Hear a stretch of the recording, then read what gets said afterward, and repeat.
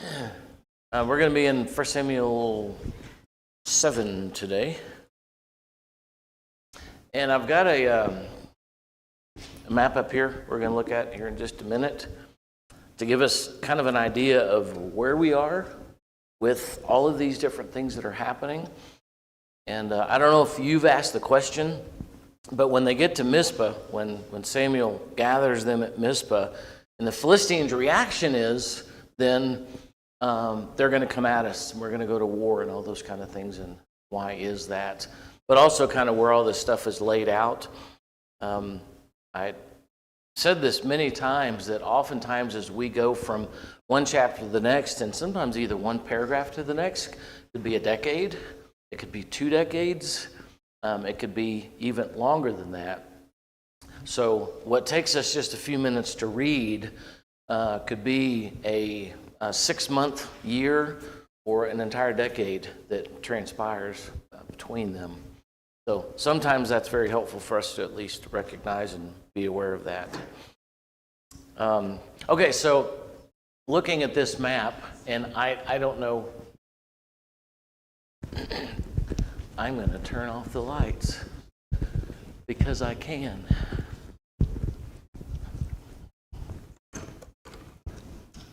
Nope. Yep. Okay. And you may not still be able to see that. So this is, as we were reading over the last couple of weeks, this is Ebenezer. Y'all remember what Ebenezer means? Anybody? Stone of help. And the word Azer is within that, which is the same word in Genesis 1 that God created a helper, or an Azer for Adam. So here's Ebenezer. So as they fought, here's Ashdod and then Gath. As the Israelites bring the ark to the battle at Ebenezer, the Philistines defeat them and capture the ark, carrying it to Ashdod. So a couple of things that are interesting about this, they capture it here, and then they take that thing down to Ashdod and placing it in the temple of Dagon. So I don't know distance. I didn't look at that, but that's not 6 miles. That's a trip, and I doubt it took them a week. That's probably a lot longer because they got the ark with them. So from here down to here is what we read. The Philistines took the ark to Ashdod, to their god Dagon's temple, is that trip right there. And then the other places where you have Ashdod and then Gath and Ekron, they took it from Ashdod to Gath, and then from Gath to Ekron. And obviously in all 3 of these places you find the tumors and the whole city being completely destroyed because they had the ark. And then they get rid of the ark from chapter 6, and all the things they put in the ark to honor and worship, if you will, the God of Israel, Yahweh. And so when they get here to Ekron, do you remember what they said? The priest said that if it goes to the right, which would be which direction? Toward Beth Shemesh. Then Yahweh did this, and we're going to honor him. If it goes to the left at the fork, which is here, then it just happened by circumstance, and it's just bad luck. So a little tiny piece of that I find interesting for these priests of Dagon. If it goes to the right, Yahweh did it. If it goes to the left, which on the map looks straight to us, it was chance. And without getting into that for any of you, how oftentimes do you find yourself in your life where something happens, whether it's big or small, and it either just kind of happened, it was fortunate, or God did it and God is good? Have y'all found yourselves in those situations before, whether you admit it or not? So it goes off to Beth Shemesh, up to that word, and then ultimately to Kiriath Jearim. And that's where you have, I don't know, what was it, 4,000 or 5,000 people die because they actually looked into the ark, and the priests were not the ones that did that. So, from Ebenezer down to Lod, Ashdod, Gath, Ekron, Beth Shemesh. This is what we just got through reading for 3 weeks. This was a journey that it took. And if you notice over, let's see, where is it? Here's Joppa up here. Joppa sound familiar?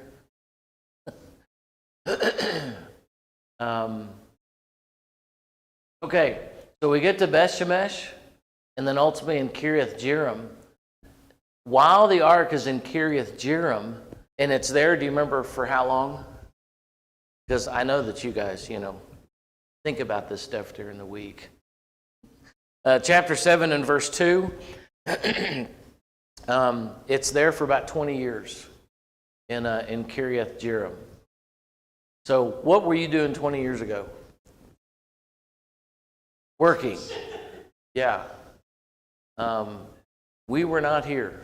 We were somewhere else. Anybody else? What were you doing 20 years ago? What were you doing 20 years ago? Brand new to Idaho Falls. There you go. So if you consider the idea of 20 years, after all of this, in one sentence, we find that from Ebenezer to here, and now we are at 20 years since all this stuff happened. So not an entire generation, but a lot of stuff has happened. So Samuel then calls Israel to gather at Mizpah, right here. Now, do you notice, I don't know if you guys can see that, what's just north of Mizpah is Bethel. Bethel's right there. Shiloh is up here, some of the names in the Bible. Do you remember what the name Bethel stands for, or what it is? It's a house of bread. And some things with Abraham and some others happen there. So very, very interesting map in terms of a lot of things that are happening, names that we know, but we don't always connect them simply because they're in different Old Testament stories. So they gather here at Mizpah. Do you remember why they gathered? Why did Samuel gather them at Mizpah? Do you remember? Samuel said, gather all of Israel at Mizpah, and I will pray to the Lord on your behalf. And when they gathered at Mizpah, they drew water and poured it out in the Lord's presence. They fasted that day, and there they confessed. So they're at Mizpah, and I'm not sure how connected verse 2 is with what's happening now. If the narrator here is just simply saying that that the ark stayed in Kiriath Jearim for 20 years, and it's just a general statement, or if this is 20 years later that this happens. So at Mizpah, they fast, they confess, we have sinned against the Lord. So what did they do to sin against the Lord? What was their sin or sins against the Lord?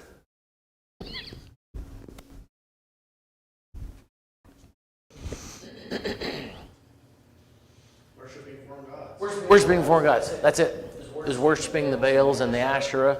And in fact, when we go back, again, whether it was 20 years or less than that, the reason they lost the 2 battles to the Philistines and they ultimately lost the ark was because they were wanting Yahweh to help, as well as the Baal and Asherah. It was like this pantheon of gods, if you will, that they were calling on.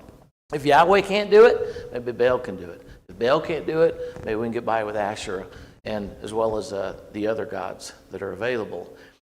So because of that, even whenever they call on the ark, and I know we've been over this a number of times, but it's just very interesting to me that as they call the ark, they get the ark, they bring it to the battlefield, and it's worse.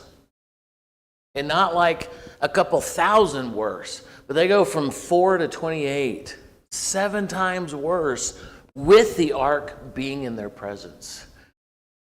So the sin that they committed was, it wasn't just idolatry. It was their union, their connection, who they trusted, who they gave themselves to, in terms of these battles that they were fighting. But it's not just probably battles. What else would they be sinning in terms of? What else is the problem besides just losing the battles? Well, their heart was obviously far away from Yahweh. Yeah. Their heart was away from God. And so if you remember, Jesus says this many times in his teachings, and then you go back, I don't know, a millennia and a half, whatever it is, to Israel, and God continued to tell them, I want your heart. I want you to trust me. I want you to look to me for direction and wisdom and power and victory and all those kind of things. And I've also mentioned this a number of times, that when I see this, it's interesting that this is how God describes himself. When he talks to Israel about trust and unity and worship and all those kind of ideas, I am the God that brought you out of Egypt. I carried you on eagle's wings. No other God did that. I did that. And I know that I know the answer that I have, but I'm curious to your thoughts. What else did God do besides just getting them out of Egypt? Provided for them. He provided for them? Lots. What else did he do? And I think this is interesting because he provided it for them, something that they weren't for 400 plus years. He made them into a nation. And he gave them a law. And he gave them a leader. He was going to, before they freaked out, give them a land. Now, for all of us in this room that have lived in America for all our lives, it's just like, yeah, and?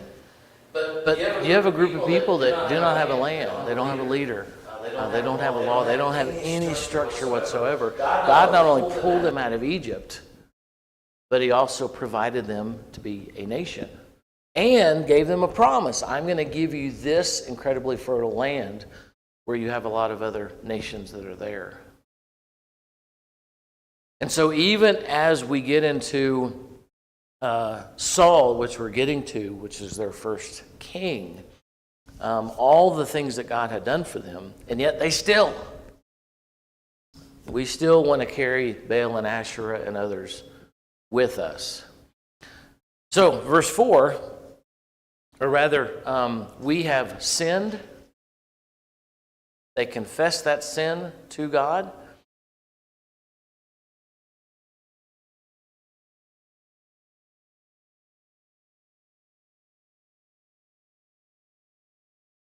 Where did I go? Oh, thank you. Yes. Okay, thank you. Yes. I got caught up in the... Okay, let's go back to verse 2. Time went about 20 years. The whole house of Israel longed for the Lord. Samuel told them, if you are returning to the Lord with all your heart, get rid of the foreign gods and the Asherahs that are among you. Set your hearts on the Lord and worship him. How? Only worship him. You know, when you look at, there's a number of words for worship, and I'm still not sure why it's kind of like love. You know, you got 4 different words in the Greek, translated by one word. And I'm not sure about the Hebrew, but in the Greek there are about 4 different words for worship, all translated by the word worship. But they all mean different things. In Matthew 14, I think it is, whenever Jesus is walking on the water and he gets into the boat and it says they all worshiped him. This is kind of an aside that has nothing to do with Samuel. But I've always found it interesting that probably each one of us have a different visual of what that looked like. How did they worship him? Because when you think of worship, and yes, we're going to get on a little rabbit trail here. When you think of worship, I'm curious, what do y'all think of when you hear the word worship? Prayer. Okay. There's prayer. Singing. Singing. Adoration. Adoration. Okay. Giving. I think of our corporate worship. Okay. But also, I mean, we can worship in private as well. Right. It's not Absolutely. necessary to just Right. use it. And in fact called to. Yeah. Can you worship in your car? Absolutely. Yeah, absolutely. So when it says that the disciples worshiped him when he got into the boat, the word there is kind of, I don't know if it's a secular one, but it has to do with advancing toward. You know, it's like when someone comes in the room that you think a lot of, and you want to connect with them, you find yourself going toward them. You know, you want to shake their hand. Or if you already know them, let's sit down and talk. I want to be, near you kind of thing. And so when Jesus gets in the boat, he's walked on water, everything is about to be calm, they advanced toward him. They wanted to be like near him. They worshiped him. Yeah. Taking it not seriously enough. Okay. But to me, it's almost like they see what he did. They're like, okay, everything else is scary. We gotta be close. Yeah. I'm safe here. I gotta get close. Yeah. No. I think that's a big part of it. That I want to be wherever the dude that just walked in this thing is. Yeah. Well, and is it really that's what Peter? I've always thought that's really what he's doing. It's not like I want to show off and walk on water. You're walking on water. I want to be where you are, and not in this boat that's about to sink anyway. Okay, so set your hearts on the Lord and worship, venerate, adore, claim Him as the giver of all things only. And notice here, the last part of verse 3, if you return Him with your heart, you get rid of the foreign gods and the Ashereths that are among you, set your hearts on the Lord, worship Him only, then what will happen? What's it say? He will deliver you. He will rescue you. And so if you do these things, think about this. What will they not need if they do these things? What did they think was going to save them before? The ark. Did they have the ark in the first battle? They did not. Only in the second. So God will rescue you. God will deliver you. God will take care of you. You don't need the ark. Now, when I say you don't need the ark, I'm not saying the ark was not important, but they didn't have it in the first battle. They still could have won. So God will rescue you if you do these things. And notice also this list that's given here. We find it many times in Deuteronomy. Love the Lord with all of your heart. Serve Him only. If you look at the 10 Commandments, the verse 4, it basically is this. Worship God only. Do not make any foreign gods, foreign idols. Worship Him only.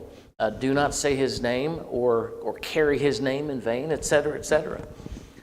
So if you do these things, what is God going to do for you? Protect you. He will rescue you. He will take care of you. He will feed you. Also in Deuteronomy, and we looked at this. This was in Exodus. God talking to Israel about their 40 years walking in the wilderness, and He literally makes the point. Did your clothes wear out? Did not. Did your shoes fall apart? Did you ever go without food or water? All of those things I took care of. And much like coming out of Egypt, I carried you through the wilderness on eagle's wings as well. Then I will rescue you. So the point I'm making is, and in terms of rescuing, isn't just winning a battle. It's not just being saved from another nation. Rescuing, and I haven't looked up this word, but I'm curious what the word they choose to translate is either rescue or deliver. I will feed you, clothe you, take care of you, and rescue you, and give you peace. I will do all these things as you honor me as the Lord. And so what does Israel do? Verse 4. As a result of their recognition of their walking away from God. They removed the Baals and the Asherahs, and they worshiped the Lord. And it doesn't say they're only. They singularly worshiped Yahweh. They worshiped the Lord. And so Samuel said, "Gather all of Israel at Mizpah, and I will pray to the Lord on your behalf." When they gathered at Mizpah, they drew water. They fasted that day, and there they confessed, "We have sinned against the Lord." And what does that sin involve? Based on what we just went through. What did they admit to? Idolatry. Worship of other gods, which is essentially idolatry. Going to other gods, kind of doing a pie. You know, we've got Yahweh, we've got Baal, we've got Asherah, we've got X, Y, and Z God, and we're going to fill up the whole pie just with Yahweh, just with the Lord. And so verse 7, when the Philistines heard that Israel had gathered at Mizpah, their rulers marched up toward Israel. The little bit of reading I did on this is very, very interesting, that normally for nations, if you're going to gather the whole nation together, you are gathering your troops, you are gathering your people, you're coming up with a plan. And that's what the Philistines assumed that they were doing. And so they're like, hey, if they're getting ready, we're going to get ready. And so also what you can't see from this is this spot at Mizpah has a bit of a, what do you call that thing? It's not a mountain, like a plateau. And you have a really good view of all of this area. And so apparently they saw Israel right here at Mizpah getting ready to come after the Philistines for battle. And so the Philistines, as a result of that, they got ready. They got ready to fight.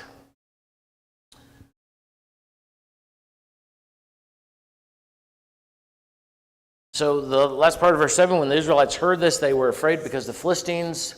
Israel said to Samuel, "Do not stop crying out to the Lord for us, so that he will save us from the Philistines." Then Samuel took a young lamb, offered it as a burnt offering, cried out to the Lord on behalf of Israel, and the Lord answered them. Samuel was offering the burnt offerings as the Philistines approached to fight against Israel. And then the Lord thundered loudly against the Philistines that day and threw them into such confusion they were defeated by Israel. It's very interesting to me, the narrator here, how we can juxtapose, how we can compare this battle with the first two. Israel honestly, genuinely says, Yahweh is God, and we're going to serve and worship and honor him only. We're going to trust him only.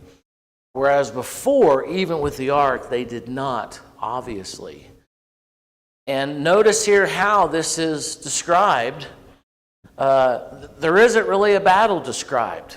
The Lord thundered loudly against the Philistines that day, threw them into a confusion, and they were defeated by Israel. Doesn't talk about any deaths, doesn't talk about the battle itself. And in fact, the two first battles, the emphasis is on Israel and how they were defeated so badly. Here, what is the emphasis on? God's salvation.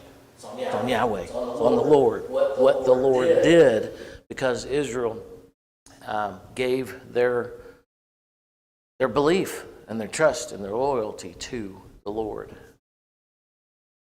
And then the men of Israel charged out of Mizpah, pursued the Philistines, striking them all the way to the place below Beth-kar. And I do not know where.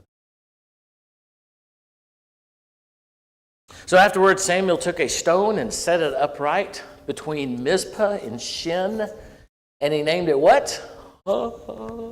Ebenezer. Names it Ebenezer. Which I don't know then how they would delineate this from wherever that is set up here. But name the stone Ebenezer, not the place Ebenezer. Explaining the Lord has helped us to this point, and so the Philistines were subdued and did not invade Israel territory again. The Lord's hand was against the Philistines all of Samuel's life. The cities from Ekron to Gath, which they had taken from Israel, were restored. Israel even rescued their surrounding territories from the Philistine control. There's also peace between Israel and Amorites. Samuel judged Israel throughout his life. Every year he would go on a circuit to Bethel, Gilgal, and Mizpah, and would judge Israel in all these locations. And then he would return to Ramah because his home was there. He judged Israel there, and he built an altar to the Lord there. Very curious from your standpoint, before we get to chapter 8, what are some not even general lessons, like some lessons we learn from how this is narrated, how this story is told from the first two battles to here? What are some of the themes, some of the threads that this narrator's teaching is telling us, offering to us? If you maintain your trust and devotion wholly to God, He'll take care of you. He'll take care of you. You'll be good. Yeah. Also, in the Old Testament, God was a very harsh God. Okay. If you did not Yeah. continue your devotion, He responded to you very negatively. Yes. No Yeah. question about it. Yeah. And in fact, to that point, we have very interesting contrast here of a people who have I guess you'd call it a cliche, a divided loyalty. Because it's not that they weren't with Yahweh, it's that they kind of had this soup of gods that they honored and dealt with and worshipped. And Yahweh's like, no, I'm Him. I'm Yahweh. And so as a result of that, the first two battles, as well as possibly others that we're not given, wow. And I am still mystified by the fact of the imagery. The first battle, they lose 7,000. And then they think to themselves, hey, let's go get the ark. That'll fix everything. And I know we talked in length about this, but why did they think the ark would fix everything? Because God is in the ark. So we get the ark here. Hold on, Baal and Asherah. We're gonna see what Yahweh can do. So the ark gets there, and what happens? It's worse, like bad worse. God's like, you think 7,000 is bad? I'm going to take 30,000. 28,000 men are going to die. But we have your ark. We have your presence. You are here. But what wasn't there? God. And their loyalty, their hearts. They were divided. And if you're divided in your heart, what are you really? You're lost. You're not loyal. And that was so much of God's point. And then when you get here to chapter 7, do they have the ark? I mean, is the concentration on the ark? That's what I'm saying. The ark isn't mentioned. Other than it's just been in Kiriath Jearim for 20 years. The ark is not even an issue. The ark is not mentioned, but what is mentioned? Loyalty. Trust. Yahweh, yeah. Almost like in the first battles, God was just a second thought. Yes. Oh, maybe we'll try this. Yeah. Exactly. It's like a bunch of guys are standing around and they're like, we just lost 7,000. I got it. Somebody go get the ark. God's in the ark. And the ark is special. So bring the ark here. And imagine after the battle. Now, I've never been involved in a battle. I've never been involved in a fight. But I cannot imagine a battlefield full of 28,000 men that are dead. And you're like, that didn't work. And I'm laughing about it, but it's not funny. That didn't work. So what do? And then as the ark gets back to Kiriath Jearim, what happens? 5,000 people die because they tried to get into this thing and open it. So everywhere up to this point that the ark has gone, what has happened to Israel? Now, I don't know if you're connecting these dots or not, but to me this is so interesting. Everywhere the ark has gone, what has happened to Israel? People die with the ark with them. God's presence is with them. And men are dying because of that. But here in this battle in chapter 7, there is no ark. The only emphasis on Israel is what? Their trust in God. Their loyalty to God. Putting away the gods, fully trusting in God, giving Him their hearts. And when that happens, nothing about military, nothing about might, nothing about their abilities.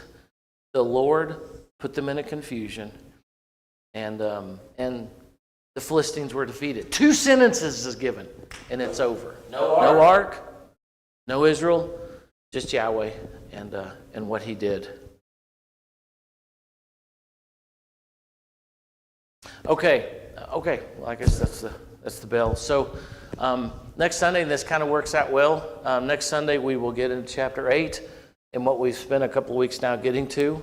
Also, next week, we will finish 1 Samuel, at least this little section that we're in. And then the next Sunday, the 9th, there will be no Bible class. Worship will start at 10:30 because we're having our youth rally, And then the 16th, Rob will be in here beginning a series of lessons. All righty. Thank you for your thoughts.